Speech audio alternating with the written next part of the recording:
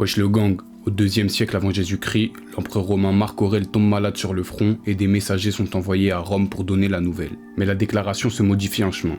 En arrivant à Rome, la rumeur de la mort de Marc Aurèle s'installe. Elle s'installe à tel point qu'Avidius Cassius, gouverneur d'Égypte, s'autoproclame empereur de Rome.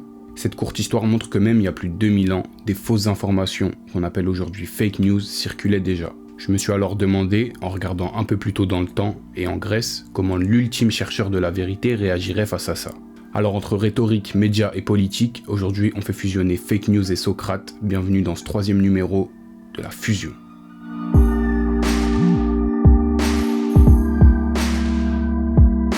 On va commencer en s'intéressant un peu à la vie de Socrate. Socrate, c'est un philosophe grec du 5e siècle avant Jésus-Christ, et pas des moindres parce qu'il existe carrément une distinction entre les philosophes pré-socratiques et ceux d'après. Il a opéré une vraie révolution dans les pensées qui se perpétue jusque maintenant. C'est même pour certains l'un des fondateurs de ce qu'est la philosophie. Il est même considéré comme l'homme le plus sage par la Pythie de Delphes. Faut bien retenir que Socrate n'a laissé aucun écrit et que toute sa pensée nous est arrivée par l'intermédiaire de ses élèves. On n'est donc pas certain de la véracité de toute sa pensée. Son disciple le plus célèbre est Platon, qui a écrit ce qu'on appelle maintenant des dialogues socratiques mettant en scène Socrate et des interlocuteurs débattant de sujets divers. Socrate enseignait dans les gymnases, mais aussi dans les magasins et dans la rue, déambulant sobrement pieds nus.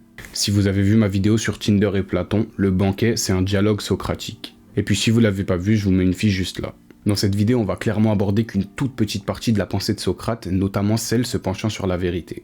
Socrate est en guerre contre les sophistes. Les sophistes enseignent l'art de parler et de persuader. Leurs discours prennent la forme de sophismes, soit d'après le Larousse, raisonnement qui n'est logiquement correct qu'en apparence et qui est conçu avec l'intention d'induire en erreur. Cela peut prendre la forme d'un syllogisme par exemple. Le coq chante et le soleil se lève, donc c'est le chant du coq qui fait lever le soleil. On peut aussi voir ici le caractère très difficile à réfuter des sophismes.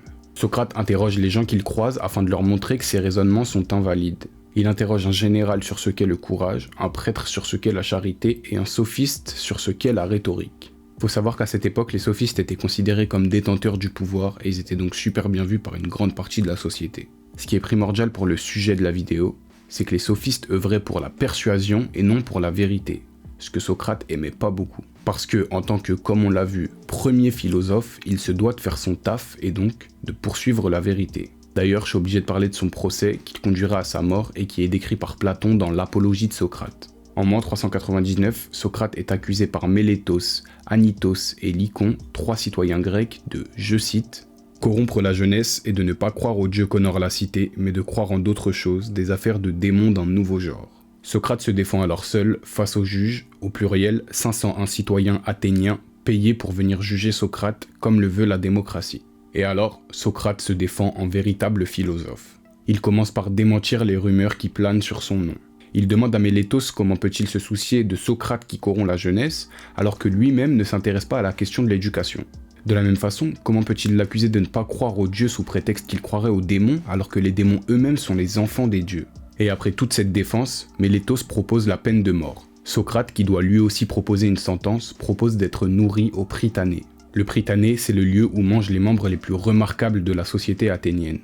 Maintenant qu'on a bien établi la figure de Socrate et un petit peu de son contexte, on peut s'intéresser aux fake news. On va commencer par les définir et c'est déjà intéressant de se rendre compte de la récence de ce terme. J'ai trouvé aucun dictionnaire français qui définit l'anglicisme fake news, mais j'ai trouvé que ça pouvait se traduire par infox. Infox, c'est lui-même un mot valise entre info et intox qui a été proposé par la Commission d'enrichissement de la langue française. Et là encore, aucun dictionnaire ne propose une définition bien établie du terme d'infox, seulement quelques sites le font. Du coup, j'étais dans le Wiktionnaire qui définit infox comme fausse information conçue volontairement pour induire en erreur, et diffusé dans des médias à large audience. Il existe aussi le terme de désinformation, un peu plus littéraire et qui est défini dans la 9e édition du dictionnaire de l'Académie française par, dans un premier temps, action particulière ou continue qui consiste en usant de tous les moyens à induire un adversaire en erreur ou à favoriser chez lui la subversion dans le dessein de l'affaiblir, résultat de cette action. Puis, déformation ou omission non obligatoirement délibérée dans l'information publique. Tout ça pourrait déjà soulever une étude sémantique archi intéressante du terme de fake news. Les définitions se contredisent un peu, parfois c'est volontaire et parfois non. Et même si le terme commence à être défini à partir du XXe siècle, les fake news, elles, existent depuis bien plus longtemps. Déjà dans l'Antiquité, comme on l'a vu, de nombreux personnages utilisaient la rhétorique à des fins peu, voire pas du tout morales. Un peu plus tard dans l'Antiquité, les stoïciens feront même du terme de sophiste une véritable insulte. Et du coup Socrate, luttant contre ces sophistes et leurs discours invalides et mensongers, met en avant le fait de questionner ses propres raisonnements. D'après le Gorgias de Platon, il aurait dit « Veux-tu savoir quel type d'homme je suis ? Eh bien je suis quelqu'un qui est content d'être réfuté quand ce que je dis est faux, quelqu'un qui a aussi plaisir à réfuter quand ce qu'on me dit n'est pas vrai, mais auquel il ne plaît pas moins d'être réfuté que de réfuter. » Le questionnement, la critique de sa pensée et de celle des autres, c'est des choses qui me paraissent essentielles. Il faut savoir être exigeant avec soi-même et à partir de ce moment-là, pour moi, on peut l'être avec les autres de la même façon. Il est clair qu'aujourd'hui les fake news sont étroitement liées à la politique et au danger qu'elles représentent pour la démocratie. On a commencé à entendre parler de ça avec les histoires politiques russes et américaines, puis maintenant elles sont devenues banales. Avec les réseaux sociaux, les fake news se sont démocratisées et on a tous pris l'habitude de croiser les sources, d'approfondir les recherches quand on voit une information.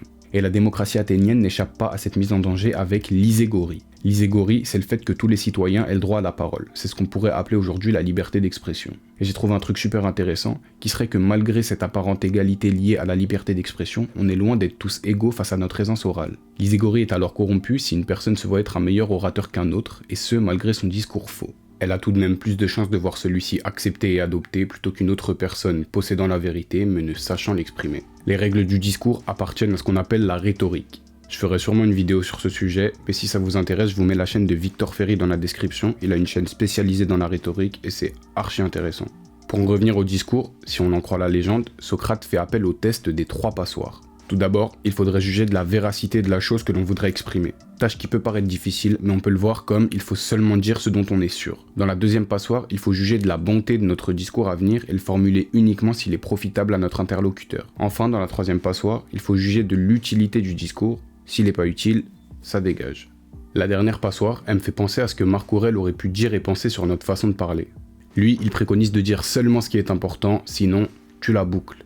Socrate était en réalité friand du débat public. Il refusait de se rendre à l'agora, mais alpaguait les gens dans la rue pour discuter. Et les fake news sont très répandus dans le débat public. Par conséquent, dans cette volonté d'autocritique, on pourrait penser que Socrate ne blâmait pas les sophistes pour leur manque de vérité, mais pour la conscience de celui-ci et la volonté de tromper la masse. Ce qui pour moi montre clairement que les fake news qu'on connaît aujourd'hui ne sont pas si différentes de celles qu'il y avait il y a 2000 ans.